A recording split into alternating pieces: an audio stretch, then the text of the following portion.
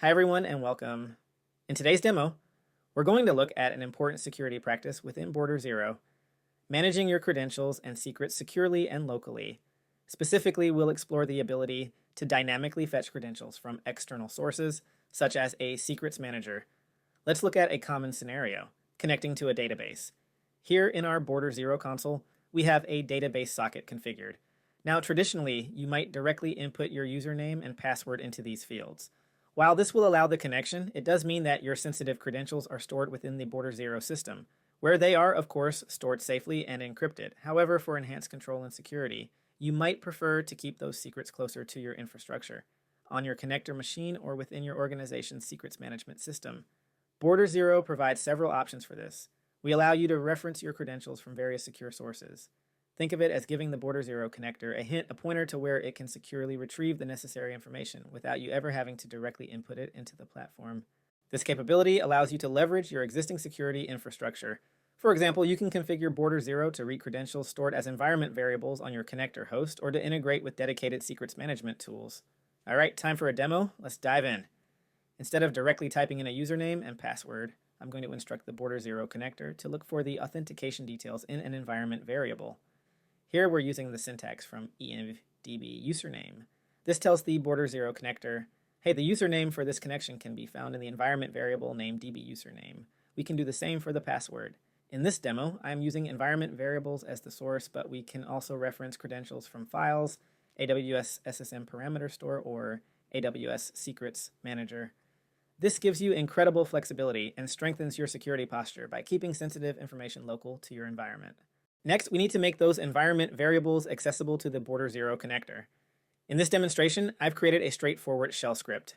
As you can see here, it simply outputs the username and password strings, making them available as environment variables.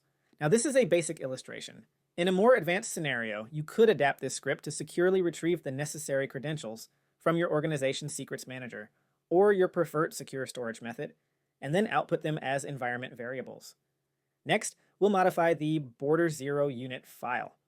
The key here is to instruct systemd to execute our script before starting the Border Zero connector process. This ensures that the environment variables containing our credentials are set before the connector attempts to access them.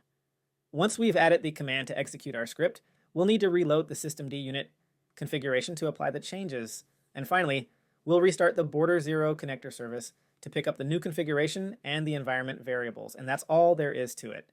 Now let's test our connection and see if we can successfully connect to our database using these dynamically fetched credentials. All right, let's head over to the Border Zero application. Here at the top, I'll navigate to Resources, and here we find the RDS database we just configured. Now watch this. By simply clicking on it, it automatically opens my preferred database client, in my case, the MySQL CLI, and just like that, we're connected. This confirms that our changes were successful. The Border Zero connector is indeed using the credentials we made available as environment variables to establish this connection. I'm just executing a few quick queries to double check that everything is working exactly as expected. And here we can see the active session, along with a detailed log of all the queries we just executed. So to wrap up, in this demo, we've covered a few different options that empower you to keep your database credentials local and secure.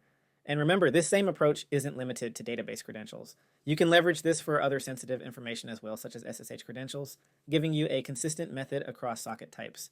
We've seen how Border Zero allows you to simply point the connector to find these credentials in various secure locations, whether that's environment variables directly on the machine, securely stored files, or dedicated services like AWS Parameter Store or Secrets Manager. It's a straightforward yet powerful way to significantly enhance the security of your setup by keeping your sensitive information where you control it. I hope you found this demo useful. My name is Matt, and I look forward to seeing you in the next Border Zero demo.